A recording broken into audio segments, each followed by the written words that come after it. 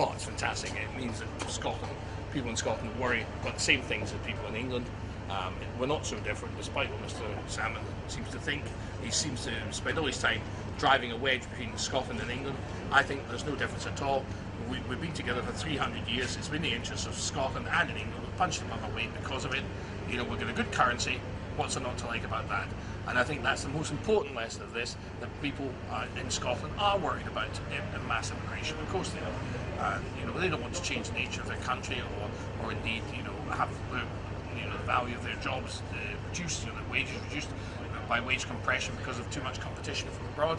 You know, really, quite frankly, it's not in the interest of the ordinary person in Scotland, the ordinary working man and woman, and that's why they're voting for UKIP. I think by being straightforward and honest, which I think is more than the other parties have done. No one else tells it like it is, but Nigel Farage says it as it is, and quite frankly, that's the best thing. I think that really is the beginning of the end of the SNP's dream, or their dream, Scotland's nightmare.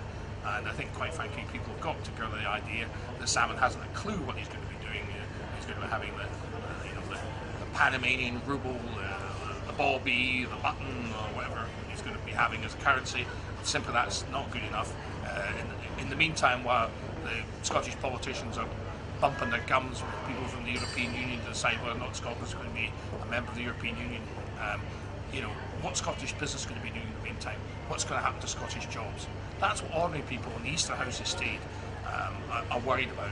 It's all very well for, you know, a bunch of Edinburgh solicitors dressing up in tartan and doing the Highland fling and, you know, wanting a Jacobite government.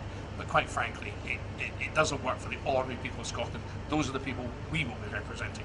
I think we're going to get UKIP MPs from Scotland returned to Westminster, and I think we're going to get a lot of UKIP MSPs returned to Hollywood.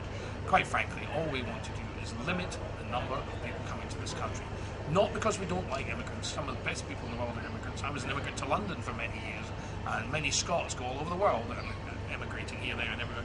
There's nothing wrong with immigration, but we cannot have it on the scale that we've had it for the last God or so many years. It's just impossible. And quite frankly, I think there's been the largest movement of people. I believe Migration Watch said there's been the largest influx of people into Great Britain since between the years 1066 and 1950, just coming in the last 10 years, and that is ludicrous.